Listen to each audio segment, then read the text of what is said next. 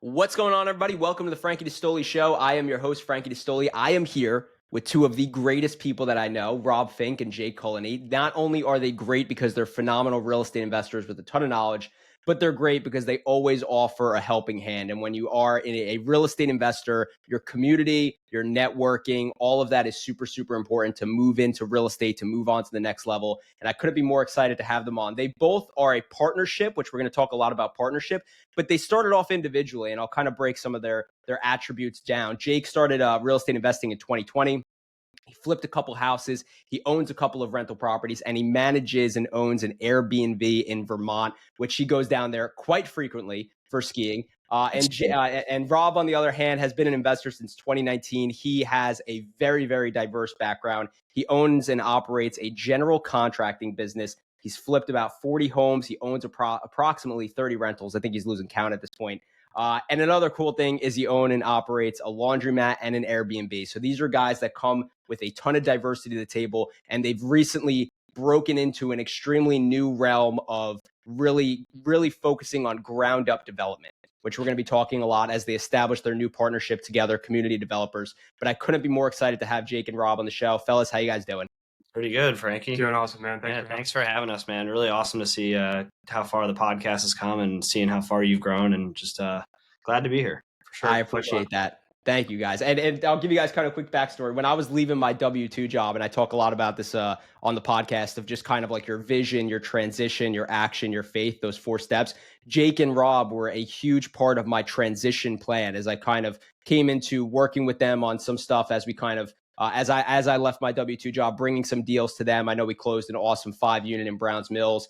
We've done some stuff in Atlantic City too. So it's been really, really awesome. And on top of that, I got just a great mentor out of Rob and a really great friend and helper in Jake as well. So it's been awesome. Again, like I said, I'm very excited to have you guys on. Let's just start a little bit with I gave kind of a quick background on both you guys, but I just want to kind of talk about your guys' background in general, because it is even way more extensive than I went into. So whoever wants to start off, you want to just give everybody a little background on yourselves. Go ahead and get started. All right, I'll get started. No pressure. So I went to school for engineering. I graduated in 2018 from Rowan, and kind of went into the corporate path. Real estate never even really crossed my mind. I worked for Lockheed Martin in Morristown for about 4 years. And during that time, in 2019, about a year after I graduated, I bought my first single family home. And it was like, I went through such like a realm of like, I was looking at condos, and I was looking at flips. And then I looked at every house possible. My realtor probably hated me. And I kept coming back to this house in Marlton where I ended up landing. And it was just like, it's a small rancher, and it was a dump. Like, these people just let the house go. I mean, there was dog pee everywhere. It was just it was real bad shape. But I loved the area, and I just kind of figured, hey, my dad knows how to do a lot of stuff, and we bought it, and we ended up basically like living. We didn't move in for about 2 months, but we basically flipped the house, and we went through just renovating every space, and I just learned a ton through that, and a lot of sweat and tears went into it, but we ended up landing in a house that we made the way that we wanted, and it was a huge eye-opening experience. So that kind of got me into real estate, and then the motivation to keep going was just working at Lockheed. COVID hit, and the corporate world went super sour. Everyone just became like really jaded, and it just was not a good environment. And I'm sitting in like a cubicle with no windows, fluorescent lights, and it was a terrible experience. So started looking out for resources on what I could do to change that. And of course, like many others, landed on Bigger Pockets, and just started soaking in as much as I could. And I had a good friend of mine that worked with me at the time, Christian. We started talking about it. He was a few years older than me, and he was sort of in the same headspace of the job's great, but this really isn't what I'm looking to do long term. And so we both got into the podcast together, both started talking about it, and we bought a rental property in Collingswood in March 2020. COVID hit on, I believe my birthday is March 12th, and COVID hit on March 13th. That's when crap hit the fan, and we closed on our rental property on that day. So it was sort of like, oh my God, what did we just do? The world's shutting down. But we bought the property. We ended up doing some light rehab. We both put some sweat equity into it, and we got the property rented, I believe, in May. And it really just took off from there. We were paying our principal, interest, tax, insurance was $1,300, and we were making $2,500 with those first tenants. So like right off the bat, we were making a ton of raw cash flow. Yeah. And so that sort of started. We bought a duplex about a year later, and then we bought a townhome in Mount Laurel. And so that was sort of like what started the rental, real estate, and passive income goal. So for me, with my W-2 job, at the same time, around 2020, I got my real estate license. I thought it'd be a good idea. I thought it'd be a good synergy for showing houses and, not having to depend on an agent. So I got licensed, and I met a piece of advice I learned on the podcast was reach out to your local property managers. They, have good contacts. They know contractors. They know agents. And so I met the broker of Sherway Property Management, Marlton, Mike Williams, and he had gone to Rowan, years before me, and we had that common connection. We met, and he's like, "Yeah, bro, why don't you hang your license here, and just can send you some business here and there." And so, when COVID hit, we were managing about, I think, 600 properties at that time, and a lot of our owners wanted to sell. So Mike, they're a property management company, and Mike, was handling some of the sales, but he's like, "Hey, Jake, you got your license. I know you're working at Lockheed, but you want to do some of these sales." So I was doing some really rough stuff. I was doing tenant occupied sales, and didn't love it, but I saw the income grow, and just more and more sales kind of came in, and it was sort of like a pathway for me to quit my job. At the time, the group that I was working in at Lockheed, the program sort of shut down, so they were going to shuffle me on to some other program within the corporation, and I just really wasn't for that. So I ended up going part-time for about 6 months, and I think that was in January of 2022. So I was part-time at Lockheed, part-time, doing realtor stuff, working with Sherway, and, just selling houses. And that really took off in that year. And so in June of 2022, I was able to quit my job and do that full-time. And then kind of to shuffle gears, and how, Rob and I ended up working together is another piece of advice I heard on the podcast was, try and find a mentor. Don't just go out there and be like, "Hey, teach me things, teach me everything." It was more like, go out there and, how can I add value? How can I, work with somebody and be like be a good blend of a good relationship. And at the time, I had a property in Voorhees that I was looking to buy. It was through a family friend connection, and it was a huge single family in Voorhees, and way above anything I had done. And I met Rob at one of our local meetups.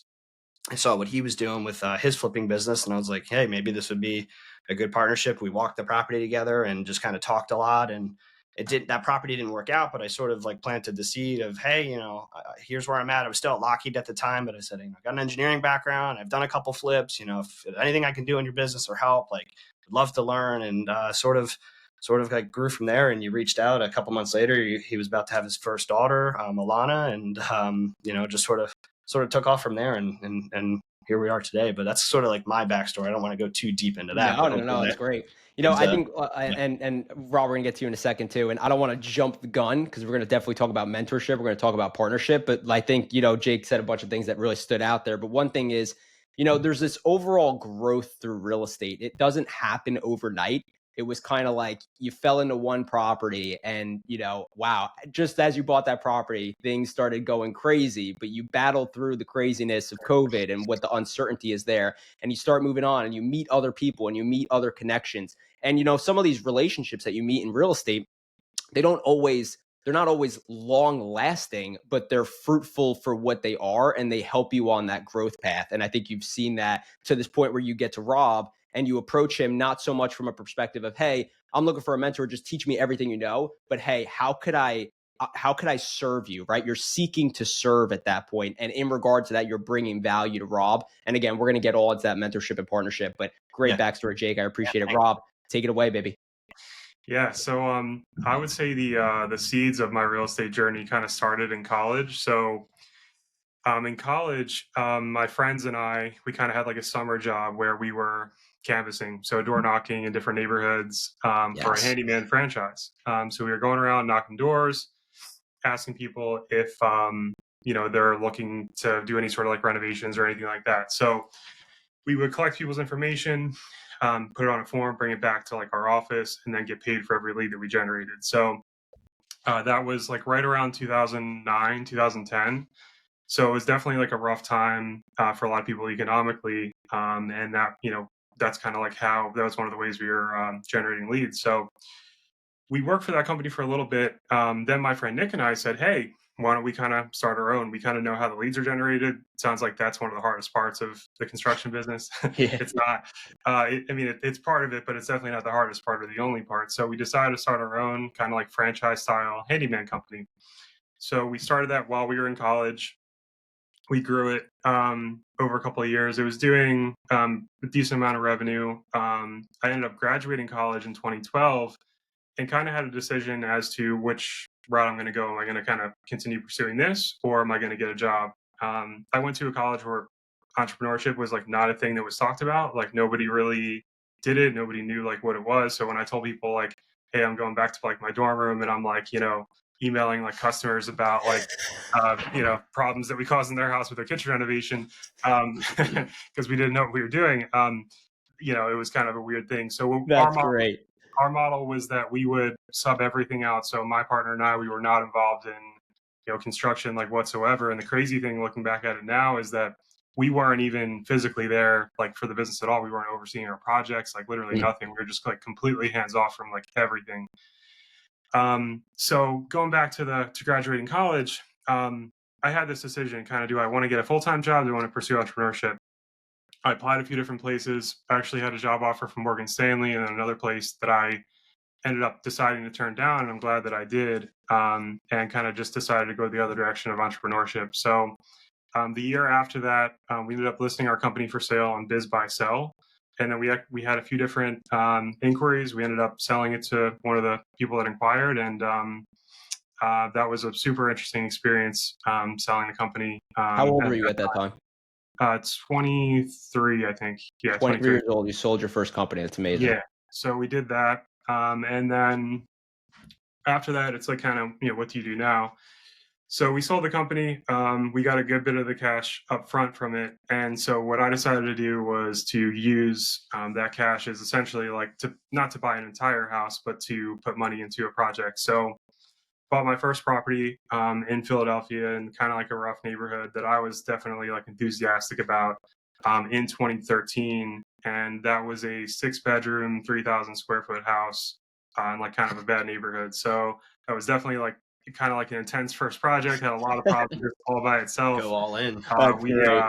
We hired, it was just me, like, managing everything, but I hired people like basically like off the street, like pretty much to go and do demo, and like people, were causing problems and stuff.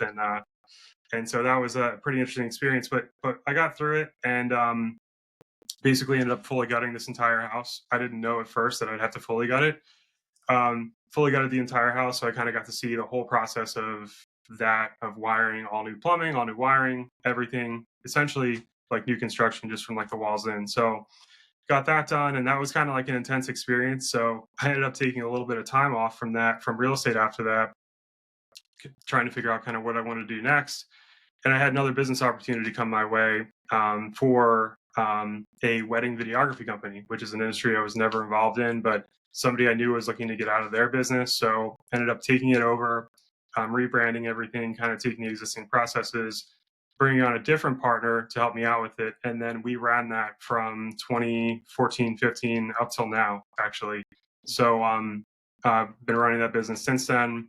And then to continue and pick back up on the real estate part, and Jake talks a bit about Bigger Pockets, and that was actually a huge inspiration for me as well. So fast forward to like 2017, 2018, I discovered the Bigger Pockets podcast, and I was just like, like infatuated with it. I would listen to like multiple episodes a day, like 7 days a week, just when I'm driving, when I'm working out, when I'm at home, just listening to episode after episode, like picking up as much information as I can. And I kind of determined at that point, like I like the flip that I did. Like, I mean, looking back, it was a good experience, but I really want to get involved with rentals.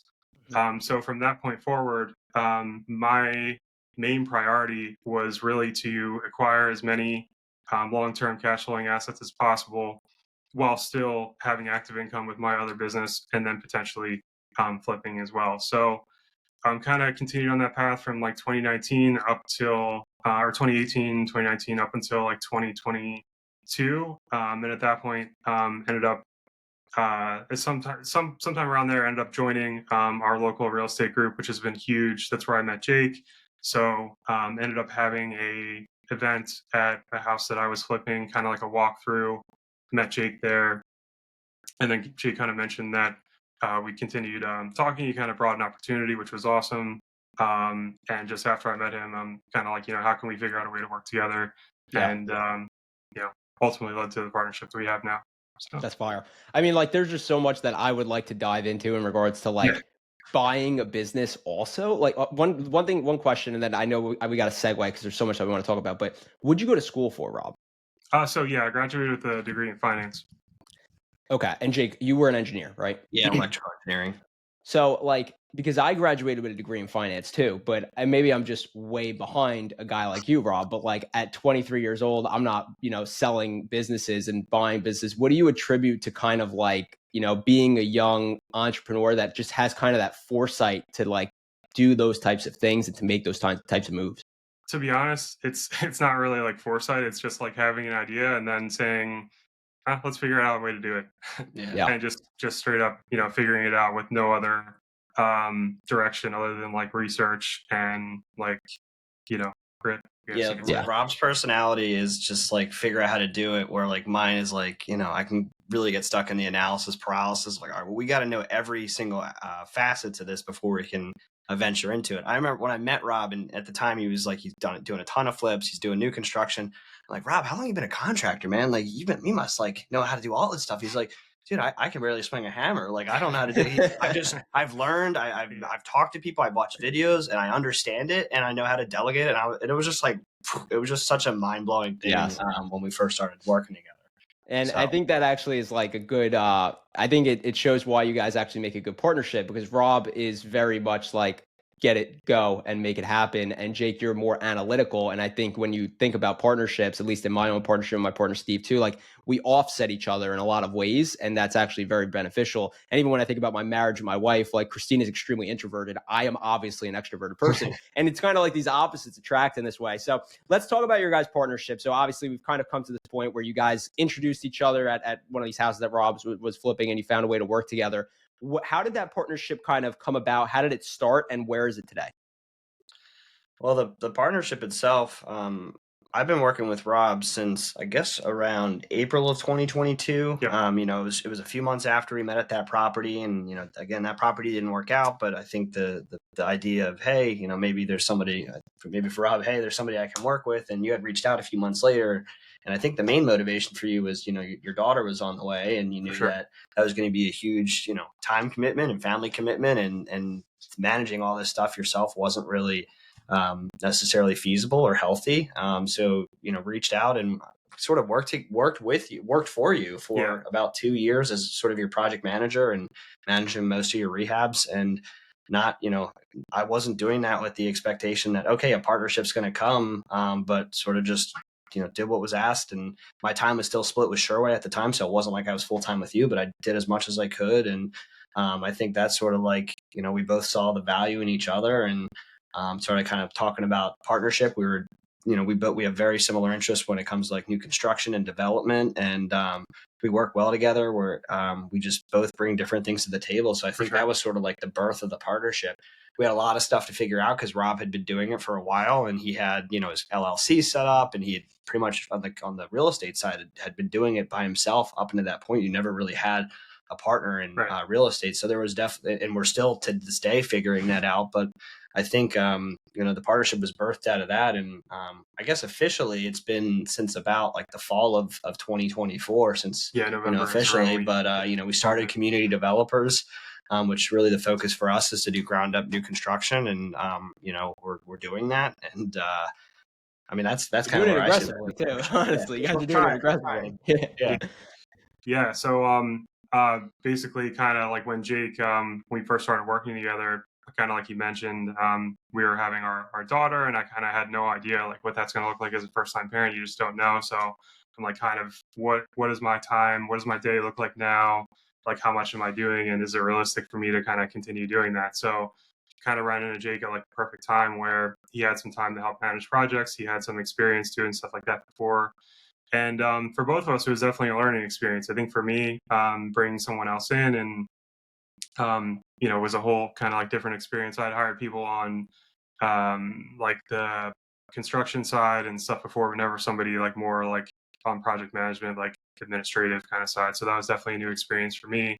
And then for Jake, he got to, definitely a lot of the projects that we did were projects I've never done before, and also projects he hasn't done before, like, very heavy fire damage rehab and stuff like that. So we both really learned a lot over the last couple of years. And one thing that's interesting is kind of as you work together with somebody, you may not know at first, like the reasons why you may want to eventually partner with them later. But as you kind of work together, you may see like, oh, it actually, like, I didn't know this about this person. And maybe you don't know something about yourself. So like one thing that Jake really has helped me out with, especially, is like different like work habits. So like I always, work for myself. So I didn't really see like how you're supposed to like organize things and how like, you're supposed to organize email and just like dumb stuff that like if I had fixed like 10 years ago, I would probably have been like way further than I am today. So, so I guess what I'm saying is in these mentor relationships, I think the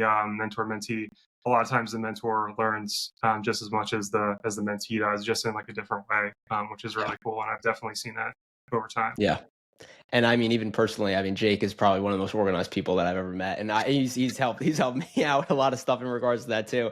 And I know that your guys' business is now looked, even just in the time of kind of like this past like 8 months that I've really been kind of closer with you guys. I've seen just so much development in regards to like what it looks like too, which is really awesome.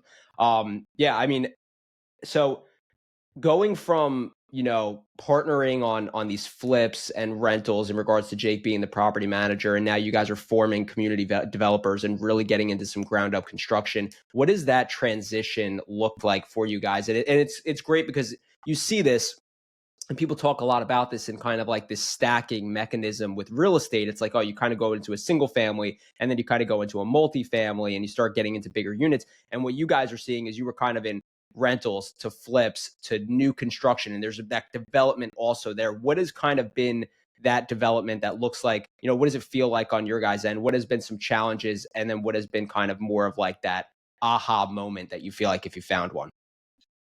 Yeah, so I would say like right now, I would say that one of the challenges is definitely figuring out, okay, kind of we're going to set our goals. How do we get there? Is kind of the first step. So for us, it's kind of figuring out if new construction is our goal, how exactly do we manage that financially? That's definitely one of the biggest challenges because with new construction, it's not really like fast money. I mean, you're buying a lot, then you're doing plans for a month or two, and then you're building it, then you're selling it. So we can't really do a new construction from acquisition to resale in like 3 or 4 months. It's just not possible. But that is possible with a flip. So our cash conversion cycle is definitely longer with the new construction than it is with flips. So figuring that out, and then figuring out, okay, how many flips and other active income sources do we have to have in order to get the ball rolling with the new construction and kind of make that happen. Yeah, That's like so true. The progression of like flipping the new construction, like we're both of the mentality, like flipping is great, and you can blow through a project in 2-3 months and make 40, 30, 40, 50 grand if it goes well. But sometimes it can be like a project we did in Delran, right? Janeway. Yeah. You put all this time and effort, and the budget sort of gets blown out of proportion, and you do this entire like 5-6 month project, this headache, and you walk away and you make nothing. In that project we didn't lose anything, but we didn't make anything. But the point being is like flips have just so much variability, and for our for the construction business we run, we have 2 employees that are pretty much our foremen, and they sit on a project. And so for them, we work with them for several years. We trust them. And so when things come up, we trust that they can work through it and fix it. But then if we're doing other flips at the same time, we have to sub different things out to some of the different subs that we use. And it can be challenging to trust that they're going to get it done. So, kind of how this ties into new construction is new construction. You do everything right from the beginning. So in that we sub everything out, but we've, gotten to the point now where we have subs that do good work. And so you build this house, hopefully right from the beginning. Yes, sure, little mistakes are made, but it's very different. It's a lot more predictable than a flip because once you get through the planning and you get your permits and you start building, it's pretty much like rinse, wash, repeat. Where a flip, it's like everyone's different. Every budget's different. Right. There's houses where, if your budget's only $60,000, you have to pick and choose what you can do in a house. I mean, if we could gut every single house, rewire it, replumb it, we would, but we have to make money. It's a business. So it's challenging to sort of figure out where to draw the line. And so I sort of like why we've focused a little bit more on new construction is because if you can underwrite the deal and make the numbers work, then the fun, like running the actual construction and the development itself is just so much, to me, even though there's so much more involved than a flip, it's just so much easier to manage. It's like, yes, there's variables in every new construction, but for the most part, it's A to Z, where a flip, it could be, ABC, and oh crap, now there's termite damage.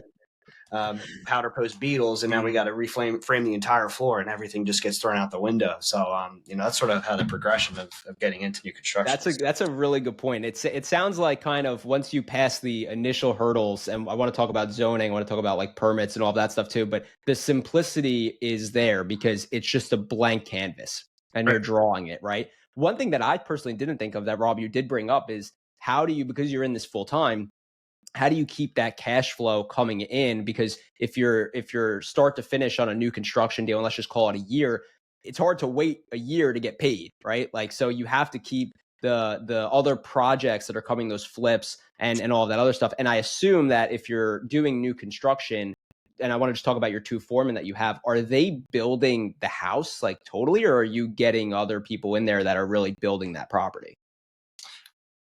Yeah, so our employees are mostly focused on our flips. They could probably build a house, but it would take substantially way too long for us. So yes. on the new construction side, we sub everything out. So I mean, we'll have a framing crew that come in with like 8 guys, and they can have an entire like 2,400 square foot house framed in 2 weeks. If we had our 2 guys on it, they probably could get it done, but you'd probably be talking several months. So they're focused primarily on our flips. Right. And so another reason that we arrange things that way is that when you're dealing with subcontractors, or at least with our employees, we find that our employees, because they've been working for us for a while, they're much better at problem solving, like older like issues. So they can kind of go into like an older house and say, okay, this is wrong here. Maybe we should do this. Maybe we shouldn't do that.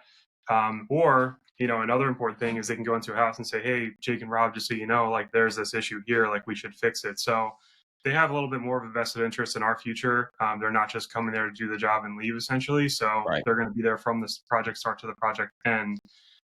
So that's why we have our employees working on the flips instead of new construction. Whereas, new construction is just kind of like, you frame the house, you're done. And then there's not really like a problem to solve other than like your job. Of getting the house done. Yeah. I think where we're at right now, like as much as there's pros and cons to flipping new construction, but like we both recognize that we need to do flips to bring an active income, because we can do a project in 3-4 months where, like you said, Frankie, a new construction can easily take a year. So we're like at this stage of where we're at, like right now our goals are to try and do 10 flips this year and 10, have either 10 new construction projects finished or started or kind of in process. But like the goal in the next few years is to continue to add more new construction projects in the pipeline and phase out the flip, so that, hey, we have 20 new construction projects going right now. We're going to have 5 closing out this quarter and 5 closing out next quarter. But for where we're at right now, like we have 4 that are in the pipeline, Deptford, Mount Laurel, Cherry Hill, and Pine Hill, but they're all in planning stages right now. So they're all not going to be done until, I would say, best case, the end of this year, early next year. And so for the time being, we need to do flips to bring an active income to cover, business costs. So maybe in the next year or two, if we continue to get more and more new construction lots under contract and through different phases, we can get to a point where like, oh yeah, we got 6 projects that are just about finishing. We got 5 projects that are just starting, construction. And we got 5 projects that we just closed on, and we're doing permitting and zoning. And so like we have this nice healthy pipeline that, we don't really need to worry about doing flips as much. But for right now, where we're at, the flips bring in the active income. Yeah, I think another really important part for us that we've kind of gotten down recently is for new construction, not just the cash conversion cycle is longer, but the money out of pocket is larger too, for compared to our flips. Because right now we have a few different lenders that we have 100% financing with on our flips, meaning that for all the construction and the purchase price, we're just coming out of pocket for closing costs and interest and stuff like Yes. that, and not actually putting a substantial amount of money into those deals. Whereas lenders for new construction, that type of arrangement is just too risky for them. So it's more uncommon, and we have to put more money into those deals. So Let's that segues to a great point. I want to talk about underwriting for a new construction deal. mhm. What does that look like on the lending side? But then what does it look like as well, when you guys actually like analyze a deal and put together deal math? Yeah, so I would say on the lending side, the lenders want to know. I mean, first question is how many new construction projects have you done? No doubt. In my case, when I did my first new construction, I didn't have any, but I was still able to get the loan. So I kind of sent photos over of other flips I've done and kind of said, hey, I've basically done new construction, just not the foundation part. So kind of made that case to the bank, showed them the rentals that I had and other just like, positive. So in that case, that was a local bank that I decided to go with, and that probably worked out well because they have a little bit more of like a personal like decision. It's not just like, do you check this box or do you not check this box? So on the lending side, they look at your experience. And then as far as the deal is concerned, I mean, ideally they want you to have, so, if your project cost, your land is going to be $100,000, they want I'm sorry, if your after repair value is going to be $100,000, they want your land plus your build cost to be 70,000 or sometimes 65,000. So to make it really simple, that's pretty much like what they're looking for. And So then just to recap that, if the after repair value is 100, they want to see that if you bought the lot for $20,000, that it's going to cost you $50,000 to build the house. You're in for 70%, right? Obviously, which Yeah. isn't actual numbers Yeah. on building a house, but Yeah. just for round number purposes, yes. Yeah, pretty much. That's generally what they look for. I mean, certain banks are higher and lower, and then you have certain banks that will finance a higher percentage or lower percentage of your costs. So some of our banks will finance 90% of our costs, others 80%. But that 70% number is like of the total after repair value is super important. That's what I look at most things on. So they look at that. Some banks get kind of intense with like zoning research and like one bank that we work with recently requires us to get an architect letter stating that like the lot is buildable. That's kind of a new thing. We don't usually have that. Okay. Other banks are less looking at the land and more looking at like your experience. And Got it. There's kind of like different layers of deal math. Like there's the deal math you have to do for the bank, which like the Right. architect letter. Like we know we've done the research. We know this lot's buildable. You have to prove to them that it's buildable, and you have to have an architect or an engineer sign off. There's the construction budget, which you have to get to the Right. bank. But like for us, like before we even bring the deal to the bank, we're looking at a lot, and we're determining in our heads, does it even make sense to take this to the next step of putting under contract and getting it financed. So like a general rule of thumb, like in terms of deal math, when it comes to like the construction side, is we factor about $160 to $170 per square foot for construction costs. So you look at your land purchase, you say, hey, I think neighborhood wise, lot size, we should build a 2,400 square foot house. So that's going to cost $350,000 plus $100,000 land purchase. So we're all in at $450, and houses in this neighborhood are selling for $650. So it's like you kind of we've gotten really good at doing like rough deal math, and that 160 to 170 per square foot has been across the 4 new constructions we've done to date has been relatively accurate. And that's going to change depending, like some lots will require like stormwater management. Some lots will have like weird complexities that, other lots won't. So it's not like a end all be all figure, but for us, it gives us like a really quick way. We're not, every project we look at, we're not like, okay, framing is $18,732.62. Right. It's like, we're just, we're looking at a ton of lots. And so we have sort of like a quick calculator. Rob's built out a calculator that kind of, we can really quickly say, okay, this looks good. Let's dive deeper into it.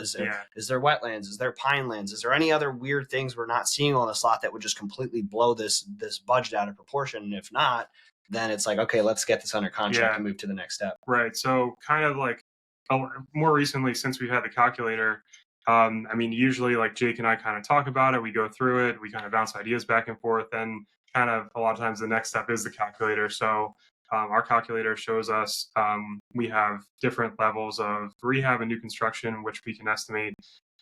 It includes numbers from like our lenders, closing costs, stuff like that. So we pretty much just plug our numbers into the calculator, our own calculator that we built, and then if it makes sense, and there's nothing else, then we definitely take the next step. That's awesome. So When you talk about that 160 to 170 square feet for that renovation, when you did your first new construction, what did you project and was it kind of on par with what you projected?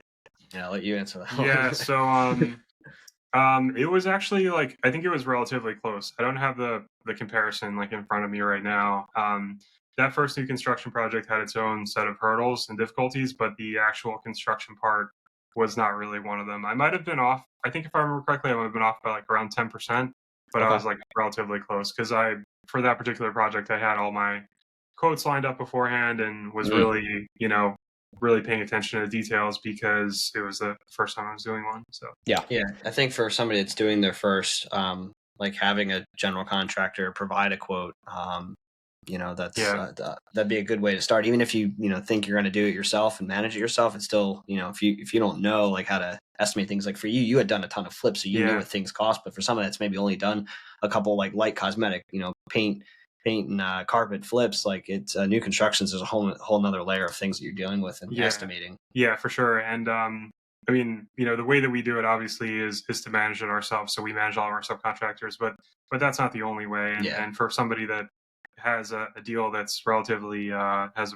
a big margin, it may make sense to get a general contractor, especially if it's the property's not close to where they live or other challenges with it. Yeah, because we, to build a house, unless you're building a house for yourself, there's a little bit of a flexibility with that. You don't need to be a general contractor. You don't need to At be a least new, in New Jersey. Yeah. at least New Jersey. You don't need to be Right. a new home builder. But for us building houses, under an LLC with the intention to sell, we have to have a general contractor's license. We have to have a new home builder's license. So we couldn't just do that without. We could, but it'd be illegal. Mhm. So we have to have all these licenses. We have to have workers' comp policies. So it is a bit of a hurdle to entry, a barrier to entry for somebody that doesn't have that. So if that's not really your cup of tea of figuring out how to do all that stuff, then that doesn't mean you still can't underwrite deals, work on the planning, work with your engineer, your surveyor, your architect, and then finding somebody like us or like a general contractor that does it and say, okay, here's the land, here's what I want to build, I got the plans, can you provide an estimate, and here's the finishes I'm looking for, and let me know what it's going to cost. And for us doing it ourselves, we save the general contractor's fee. So Hmm. if it costs us $350,000 to build a home, it costs us $350,000 to build a home. For somebody Right. that's a GC, they're going to mark that up 25%. And so, but if you can still make that work in your numbers, it doesn't really matter. And if it Right. gets you through your first experience of building a house, and then you say, wow, I really love this whole process, maybe I want to go get my license and do all this, or maybe I don't want to touch that with a 10-foot pole. So it just depends, but that's kind of how we sort of manage it. Yeah, it's funny as like an interviewer in a case like this, it's actually a lot harder for me because everything that you guys are saying, I am also soaking in and I'm also trying to think of follow-up questions for you guys too. But like, I think just being someone just being around you guys and, we talked about some lots and stuff like that. Like there's a lot of things that you guys look at. You look at like frontage of the lot, you look at what the zoning is, you look at is it wetlands, are there utilities tied to it? And it's Yeah. all these things that I think if no one's ever even gone down the rabbit hole of new construction, but they want to do it, they're just not going to think about these things. What would be kind of some of your advice for someone who like wants to get into new construction, doesn't have much experience? And I think I know that obviously we're going to say like go find a mentor, but if there's anything to add to that or to expand to, what would your advice to be to someone new? I would say for like underwriting the land, like we go through and underwrite stuff pretty quickly because it's faster for us to do it than ask somebody else. But if you're serious about trying to build a new construction house, I would probably do two things if you find a lot. The first would be email the zoning officer in the town, and then ask, hey, is this buildable? And then a lot of times they'll respond. They may not respond the same day or the same week, but they probably will respond at some point. Hmm. That's one. And then the second is if you have a good civil engineer that you can get on your team and you say, hey, I'm looking to build a house. And then you can kind of email that civil engineer occasionally and say, hey, I'm looking at this lot. Like, what are your thoughts on it?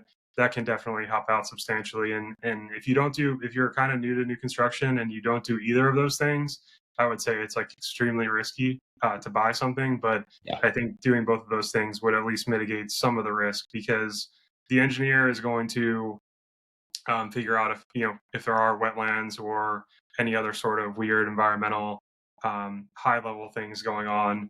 And then the zoning person will also kind of help kind of guide you along as well with that. If I were to add to that, I'd say, I mean, YouTube and social media, like the more I've gotten into this and the algorithms are so accurate that I follow so many people now that are developers. This one that comes to mind, Arthur, the developer, he's a younger guy. He's probably, around our age, and he's done like, I think hundreds of new construction houses, and he like breaks it down all the time. He has courses, like there's so much like content out there. And like even in an Instagram reel that might be, a minute or 90 seconds, like each video you get a little like nugget. Like him, I'm thinking off the top of my head, he always does videos like the first three things you got to look at in a lot, and it's like survey, geotech, and zoning, and it's just like you just pick up. The more you like consume, the more you pick up, and there's nothing will ever top just doing it yourself and going through it yourself. But there's between the town zoning officer, having an engineer, and just like YouTube and Instagram, there's so much like content out there to figure it out. So, you don't necessarily need to have a mentor. It helps. It is certainly like jumpstart it, but just like go out and try and find as much as you can. It's not rocket science by any means. That was like one of the sort of eye openers for me when I first met Rob and he's doing this, and I'm just like, dude, this is crazy. Like I thought you were a builder and you really just kind of figured it out and learned. And then going through it with Rob's help and mentorship, and now I'm completing my second project, and I'm like, it really isn't rocket science. There is a lot to it. I'm not saying it's easy, but it's not rocket science. We don't need to know everything. We have a good engineer. We have a good architect. We have good subcontractors, and it sort of just figures itself out. And on every project, the house that we're finishing in Cherry Hill is the second time we built this house, and we had a lot of lessons learned in the first one, and we're like, okay, let's fix all these things on the second house, and we fixed a lot of them, and now it's like, crap, there's so many other things we would have done different, so we're building this house again, and now it's like we're just constantly trying to like get better and get better. So we're not geniuses over here, we're not experts. Sure. And that's definitely true. We learn something new on every house, but we also learn a lot of times we learn new things just by continuing to underwrite deals. And as we continue to underwrite more and more, and we kind of look at more and more lots, we see things come up that we didn't even know about before.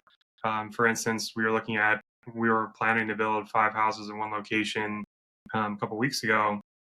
And typically we will do like some environmental underwriting with tools that we have available online in New Jersey, which will show us where wetlands are, right? So these tools are published by the New Jersey Department of Environmental Protection. So you think that the tools would be accurate, right? So we had used the tools to analyze this land that we plan to build 5 houses on. And then we had talked to our engineer about it, and he said, hey, you know what? I actually want to go out and take a look at this. I just have like a little suspicion, like maybe something's not marked off properly here. So he ends up going out to the site, walking the site physically, and finding out that entire stretch of land is all wetlands and it's not buildable whatsoever. And if we were to build a house there, it would essentially just like sink into the soil, and then we would have like a lot of liability given that there are wetlands there, even though the state didn't mark it off properly. So weird things like that still come up. So that's why definitely having a good team of experts on your side if you decide to get started is a good idea. Yeah, for sure. 100%. Now that engineer that goes out there, is that like you just made a call and you were asking about it and he ended up going out, or this is kind of like in the process? Did you have this deal under contract or anything like that, or this was all kind of just preliminary? Yeah, so it was actually like multiple sellers. Okay. So one of the parcels we had under contract, we actually did have under contract. So we were discussing that with him and the potential plans. We had talked to our attorney about it, and we kind of had like, a bunch of like expert meetings. And then, at that point, then he said, I kind of want to go take a look at it. And he No doubt. did. And it kind of like goes to working with good professionals. Bill Gilmore at a site civil engineering, he's someone that we use quite often, and he's and every professional is different, but he's somebody that will typically answer his phone. And he always tells me it's business development. When I call him, I'm like, hey, Cliff, I know it's a stupid question, but can you explain how wetlands work? And it's like, he's not like, all right, hold on, let me start my timer. All right, I'm going to send you a bill, like, where an attorney might do that. He's very just helpful, like giving information out. I mean, there's so much stuff that he's done for us that he hasn't billed us for, but he sees it as business development. Hey, I'm going to continue helping you guys. I see what you guys are doing. And eventually, you're going to be bringing me more, site plan work or whatever, more engineering work, and it's going to work out. So like that ties into like having like really good professionals, because then there's like the opposite of him where it's like you can't get a hold of him. Every time you call him and you do get a hold of him, they make you feel like you're bothering them. And it's like not a good feeling as somebody that's trying to learn. So it's just like, don't get discouraged by, somebody that's older or somebody that just does not want to help. They just see us as young guys. They're like, you're wasting my time. Like, find the person that doesn't think that way and wants to help you, wants to teach you, because they are out there. 100%. Just because I want to be cognizant of time, but I definitely want to have you guys again in the future for explaining like a start to finish new construction deal, maybe that one in Cherry Hill or some other one that you're working on for sure. But, a couple of weeks ago, it might have been actually a couple of months ago at this point, Rob, I remember we pulled up to a house, I think it was in Williamstown, and you looked exhausted.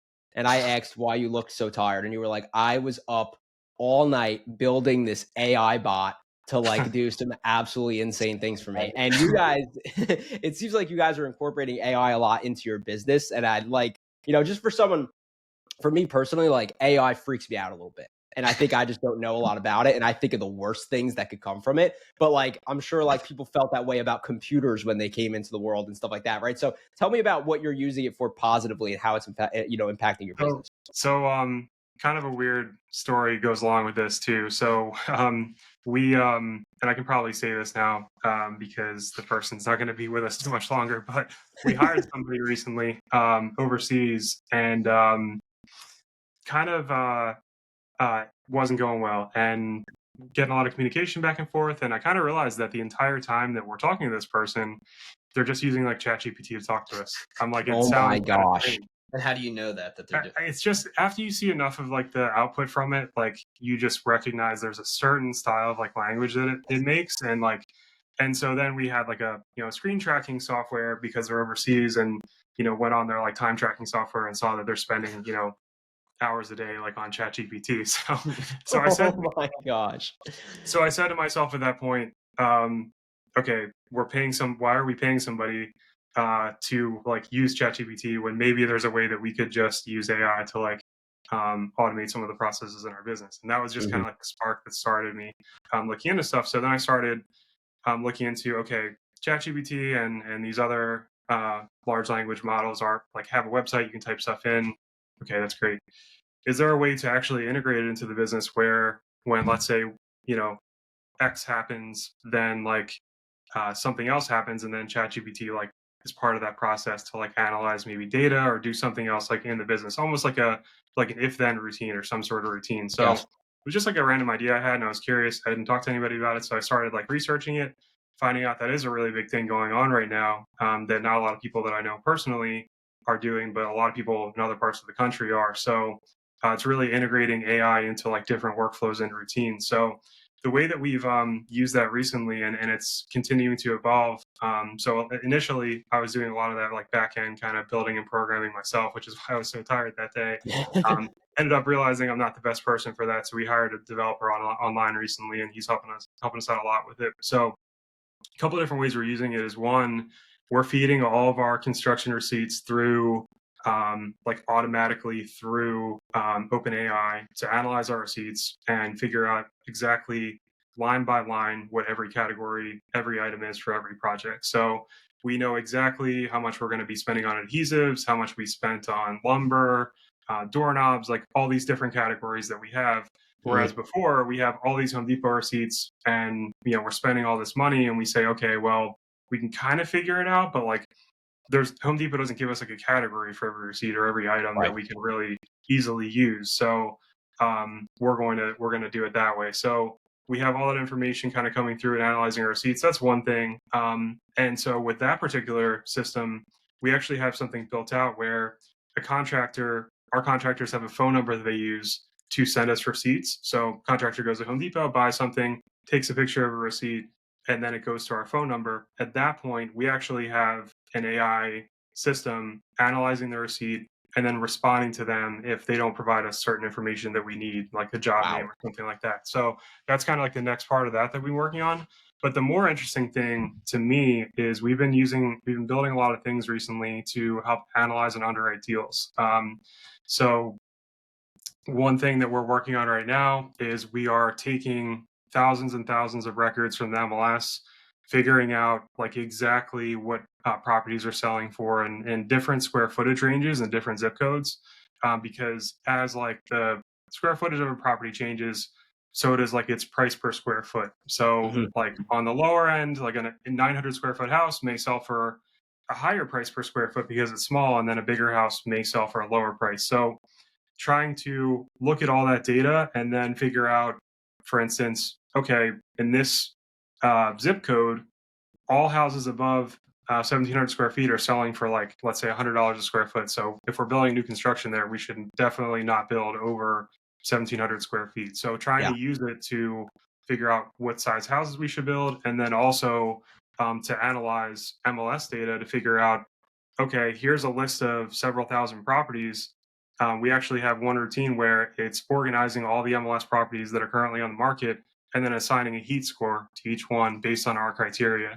So the higher our heat score, the more likely it's a property that would make sense for us to buy and flip. So I think the thing with AI is, and you've really opened my eyes to this, is like pretty much any like menial task you spend time doing, you would just be amazed on how it can just do it for you. So like one that on every property exists, it's so simple, is every property you purchase, you do a title search. It's a super important part. And you get this giant title report, sometimes like 100 pages, and it's like all this different stuff about the lot, if there's easements. And we probably had never read one of the, we don't read those, but now you can literally you don't read those? That's surprising. It's good bathroom reading. No, you can take this PDF and you put it into an AI and you say, hey, please let me know if there's anything going on with this title, and it'll just spit out and summarize and say, hey, there's an easement in the back and there's this and that. And like another example for like new construction is we're getting quotes right now for lumber. And so for a new construction project, there's a ton of lumber that's needed. So these quotes are quite long. And so we have 5 companies that quoted it, and they each quoted differently, and they each, show different quantities. So I'm like looking, I was like, oh, how much are they charging for 2x4s? And Rob comes in, he's like, dude, just input it into the AI and ask it to do it for you. I'm like, no way. And I uploaded all 5 PDFs of the estimates and just said, hey, compare unit pricing for all dimensional lumber. And then in like 30 seconds, it spit out a graph, and it's like Home Depot is $2.36 for 2x4. Carter Lumber is $3. And I just sent a table over to our lumber representative and say, look, here's where Home Depot is cheaper, and they would save us $1,200. Like, can you guys match the price? And like within like a couple minutes, and assuming he comes back and says yes, we just saved $1,200 because of an AI. So like it's really, it's sort of like a muscle that you need to just sort of like stop beating your head against the wall and just think, hold on, let me just take a step back. Can this be automated? Can this be done? And it's just surprising. Like, you don't need to like, years ago before AI, you had to program everything and you had to tell program exactly what you wanted to do. And with an AI, like, you give it very little information and it just knows. And it's like, it, like you said, Frank, it is kind of scary. And I think we're at like the early stage of this. Like, this is in 5 to 10 years. I can't even imagine where it's going to go, but like leverage it and get ahead of other businesses that aren't using it. Yeah, for sure. Right. In our kind of like one of our biggest goals right now is we're building like a whole company backend, and on that backend, to kind of like tie in one thing I was mentioning before, every day when we log into our company backend, in a couple of weeks from now, we should have a list of like every property in our area that's on the market organized by like this heat score. So that's like the end goal and like vision. And then next to that property, we're going to have a button that says submit offer, and then click that button, and then everything's boom, boom, boom, automatically emailed to the agent. And then that's how it will work. That is absolutely insane. That's insane. I'm kind of getting in the weeds sometimes, but that's the end goal of like what we're working on. We could spend hours talking about this. That's the actual end goal. So I'm getting from this that we need to pretty much like have like 3 additional episodes that come after this with you guys, just to break down all these different topics. But I mean, that's amazing. I appreciate having you guys on. Where can people find you? Instagram. We're trying to get a little bit more big on that. So community developers. We have a Facebook page too, but primarily on Instagram. We're actually looking to bring on a social media person to kind of help do some content and editing. It's not something Rob and I are very good at. So community developers. Hey, you've been on the come up though, bro. You've been on the come up. I'm trying to be like you when I grow up, Frankie. Well, all right. So that's good to know. If anybody is looking to partner up with Jake and Rob and be a part of the community developers team, they're looking for a social media person. That's awesome. And just being around these guys and hearing the way they talk about real estate, I could tell you firsthand, like, I've learned so much from both of you. And still to this day, I mean, Rob, I was texting you 2 days ago about a tenant problem that I was having and figuring out how to navigate it. So, having that network is really so important. And being in a room with these two guys is absolutely amazing. So I always ask my people that I have on, is there anything that you want to leave the listeners with? Any last final thoughts? Don't be intimidated by problems as long as you put enough time and research and talk to people. I mean, anything in construction can be figured out. I would real estate. Doesn't matter. I would say that, excuse me. I would say that you don't need to know everything to get started. Do not get stuck in the weeds. Just everybody starts from somewhere. Even somebody that does 100, 200 units a year. They started probably with a single family home. So start somewhere and just trust the process, and you'd be surprised. 100%, man. Well, Jake and Rob, I appreciate having you guys on. Thank you so much for coming. Absolutely. Everybody appreciate you guys listening. Pray the rosary, buy real estate, and we'll catch you on the next one. Peace out.